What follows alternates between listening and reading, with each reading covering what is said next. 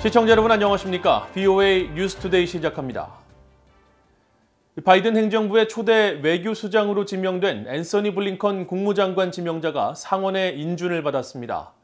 북한 문제 등 대외 정책에 있어 동맹의 역할이 강조될 것이라는 예상 속에 북한 문제를 임기 초반부터 다뤄야 하지만 창의적 방안 등을 마련하기 위해서라도 서두르지 말아야 한다고 미국 내 전문가들은 조언했습니다. 첫 소식 함지하 기자가 보도합니다. 앤서니 블링컨 국무장관 지명자가 26일 미국 상원에서 찬성 78표, 반대 22표로 인준됐습니다. 오바마 행정부에서 백악관 국가안보 부보좌관과 국무부 부장관을 지낸 블링컨 국무장관은 바이든 대통령의 상원 외교위원장 시절 보좌관으로 활동하고 대선 기간 바이든 후보의 외교정책 자문을 총괄하는 등 바이든 대통령의 최측근 인사로 꼽혀온 인물입니다. 외교에서는 동맹국과의 공조 등 전통적인 방식을 중시했는데 북한 문제에 대해서는 더 악화됐다면서 전반적인 검토 의지를 밝혔습니다. I think we have to review, and we intend to review, the entire approach and policy toward North Korea because this is a hard problem that has plagued administration after administration, and it's a problem that has not gotten better. In fact, it's gotten worse. But I begin by acknowledging the fact that it was a hard problem to begin with. 블링컨 장관은 그러면서 북한을 대화 테이블로 돌아오게 하기 위해 압박을 늘리는 것과 또 다른 외교적 방안 등을 살펴볼 것이라면서 이런 작업은 동맹과 협력국, 특히 한국과 일본, 그리고 다른 나라들과 긴밀히 협의하고 모든 방안을 검토하는 것부터 시작될 것이라고 말하기도 했습니다. 미국의 전문가들은 블링컨 장관이 신속하게 북한 문제를 다루기 시작해야 할 것이라며 북한이 대륙간 탄도미사일, ICBM 발사 등 도발을 감행하기 전에 미국이 상황을 주도할 필요가 있다고 조언했습니다.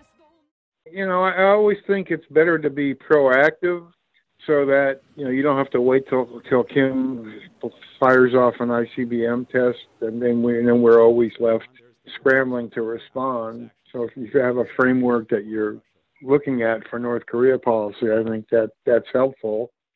마이클 오헨런 브루킹스 연구소 선임연구원은 블링컨 장관이 임기 초부터 북한 문제를 다룰 필요가 있다면서도 성급할 필요가 없다면서 창의적이고 새로운 아이디어를 강조했습니다. A bad idea, a rushed bad idea would not be helpful. He needs to get to it, but he needs to also get to it with all due haste, but without rushing to a bad outcome. If he just reiterates previous policy, that's going to be a wasted opportunity. 블링컨 장관은 이날 오후 취임 선서를 통해 미국의 71대 국무장관으로의 공식 업무를 시작했습니다. 블링컨 장관이 장기간 교착 상태에 빠진 북한 문제에 어떤 새로운 돌파구를 만들어낼지 주목됩니다. VOA 뉴스 함지하입니다. 제임스 디킨슨 미국 우주사령관이 북한의 움직임에 대해 면밀히 주시하고 있다고 밝혔습니다. 디킨슨 우주사령관은 26일 미국 공군산하 미첼 인스티튜트가 주최한 화상대담에 참석해 최근 인준청문회에서 로이드 오스틴 국방장관이 밝힌 북한과 이란의 반우주 역량 진화 우려와 관련한 VOA의 질문을 받고 우주사령부는 북한의 반우주 역량이 미사일 방어 측면에서 어떤 영향을 미칠 수 있는지 주시하고 있다고 설명했습니다. 또 우주사령부는 통합전투사령부로서 지상과 항공, 해상전투부대들을 어떻게 지원하고 우주 영역에서 싸울지 깊이 들여다보고 있다고 말했습니다. 앞서 로이드 오스틴 국방장관은 지난 19일 상원의 인준청문회에서 북한과 이란의 반우주 역량 진화를 우려하고 있으며 특히 우주 발사 기술이 탄도미사일 기술에 영향을 미칠 수 있다고 평가한 바 있습니다. 이탈리아에서 활동하다 카타르 리그에서 뛰었던 북한 축구 선수 한광성이 핵과 미사일 개발에 따른 국제사회의 대북 제재로 본국으로 귀환하게 됐습니다. 북한에 대한 압박이 느슨해졌다는 지적 속에서도 유럽과 중동에서 대북 제재가 진행되고 있다는 반증으로 분석됩니다. 오택성 기자가 보도합니다. 공을 넘겨받은 붉은색 유니폼의 선수.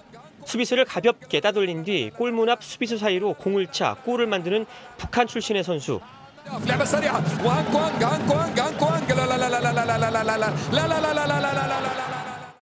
흥분한 캐스터가 외쳐 부르는 이름은 북한 축구 선수 한광성입니다. 지난 2020 시즌 카타르 리그팀 알두하일에서 활약한 한광성은 이제 북한으로 돌아가게 됐습니다. 북한 스포츠 전문가인 이탈리아의 마르코 바고치는 최근 VOA에 자신이 한광성의 매니지먼트 에이전시와 직접 연락했다면서 한광성이 유엔 안보리 제재로 인해 뛸 수 있는 팀을 구하지 못하고 북한으로 복귀하게 됐다고 설명했습니다. 그러면서 지난해 11월까지 한광성이 해외 리그팀을 모색했으며 실제 말레이시아 리그의 슬랑호르 FC와 알 두하일이 그의 임대 계약을 놓고 협상에 나서기도 했지만 성사되지 못했고 알 두하일과의 계약은 종료됐습니다. 한광성은 축구 실력 외에도 북한 정권의 핵 개발 자금 창출, 즉 외화벌이를 막은 유엔 안보리 대북 제재의 적용 대상에 올랐다는 사실로 큰 관심을 끌었습니다. 안보리 결의 2397호가 모든 해외 파견 북한 노동자들을 2019년 12월까지 북한으로 송환할 것을 명시했으며 대북제재위원회 전문가 패널은 한광성 등 해외에서 활동하는 운동선수들 역시 송환 대상이라고 밝혔기 때문입니다. 지난해 9월 공개된 유엔 안보리 연례보고서에서 전문가 패널은 알 두하일과 5년 약 525만 달러의 계약을 맺은 한광성과 이탈리아 팀 아레초에서 2만 4천 달러를 벌어들인 최성혁, 또 오스트리아 리그에서 뛴 박광용 등 선수 3명을 지목하며 이들이 송환 대상에 오른 북한 노동자라고 밝혔습니다. 앞서 스페인의 한 매체는 한광성이 연봉에서 매월 자신의 생활비 1,800달러가량을 제외하고 모든 돈을 북한으로 보낸다는 의혹을 제기한 바 있습니다. 한광성의 이번 북한 귀환은 대북제재 이행의 상징성에 있다는 분석이 나옵니다. I would categorize that as a win and a success for UN sanctions against North Korea. Although it would come a little late, I believe, as a success for UN sanctions against North Korea because he has generated millions of dollars for the benefit of the North Korean regime. 바틀렛 연구원은 또 해외에서 활동하는 북한 운동선수들은 외국인들이 북한인들과 상호 교류를 할 수 있는 유일한 창구일 수도 있다면서 이번 한광성의 복귀는 재정적인 면에서뿐만 아니라 소프트파워 면에서도 북한의 큰 손실이라고 말했습니다. VOA 뉴스 오택성입니다. 국제언론감시기구와 인권단체들이 한국의 영화나 도서, 노래 등을 보거나 소유한 주민에게 형벌을 가하도록 북한 정권이 새로 제정한 반동 사상문화 배격법을 강하게 비판했습니다. 프랑스 파리에 본부를 둔 국경 없는 기자회 세드릭 알비안이 동아시아 지부장은 26일 VOA에 북한 정권이 이 법을 통해 외국 언론 유포자에 대해 최고 사형 선고 등을 명시했다면서 독립적인 정보 접근은 누구도 박탈할 수 없는 필수적 인권으로 북한 정권은 이 같은 언론 검열을 중단해야 한다고 밝혔습니다. 뉴욕에 본부를 둔 휴먼 라이츠 워치의 필 로버트슨 아시아 담당 부국장도 VOA에 북한 주민들은 북한 이외에 더 넓은 세상이 있다는 것을 알고 있고 어떤 억압으로도 세계의 일원이 되길 원하는 주민들의 염원을 억누를 수는 없을 것이라며 북한 정권의 이런 시도는 실패할 것이라고 강조했습니다. 최근 공개된 북한의 반동 사상문화 배격법은 한국의 영화나 녹화물, 편집물, 도서, 노래 등을 직접 보고 듣거나 보관한 자에게는 최대 15년의 노동교화형을, 관련 내용을 유입하고 유포한 주민들에게는 무기 노동교화형이나 사형에 처한다고 명시하고 있습니다.